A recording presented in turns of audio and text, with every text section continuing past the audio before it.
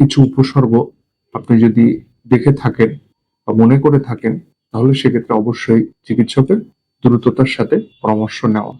যেমন আপনার দেখা যায় হঠাৎ করে বদহজমের পরিমাণ বেড়ে গেছে, আপনার বয়সটা বেশি, 40-50-এর উপরে যদি ডিসপেপসিয়া হয়, আপনার দেখা যায় হার্টবার্ন হচ্ছে, বা দেখা যায় যে খাবার পরে বুকে জ্বালাপোড়া করছে, আপনার দীর্ঘদিন আলসারের সমস্যায় ভুগছেন বা পাকস্থলী আলসারের সমস্যায় ভুগছেন, সেক্ষেত্রে অবশ্যই সতর্কতার সাথে চিকিৎসকের পরামর্শ নিতে হবে। এছাড়া দেখা যায় আপনার পারিবারিক হিস্ট্রি আছে, পারিবারিকভাবে আপনার এই ধরনের রোগের প্রবণতা আছে, সেক্ষেত্রে অবশ্যই আপনি একজন সাসপেক্টেড হয়ে থাকবেন।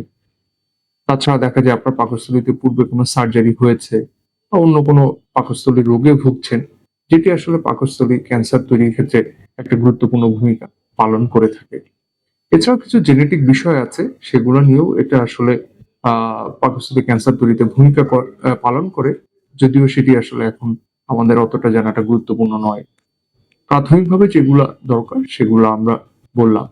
আপনি হঠাৎ করে দেখবেন ওজন কমে যাচ্ছে, কিংবা আপনার খাওয়ায় অরুচি বেড়ে গেছে, বদহজম হচ্ছে, বমি বমি ভাব হচ্ছে, খাওয়ার পরে পেটটা ফুলে যাচ্ছে, এবং আপনি অনেকদিন যাবত আলসারের সমস্যায় ভুগছেন। এগুলো আসলে আপনার যদি থেকে থাকে, আপনি অবশ্যই দ্রুততার সাথে চিকিৎসকের পরামর্শ নিবেন।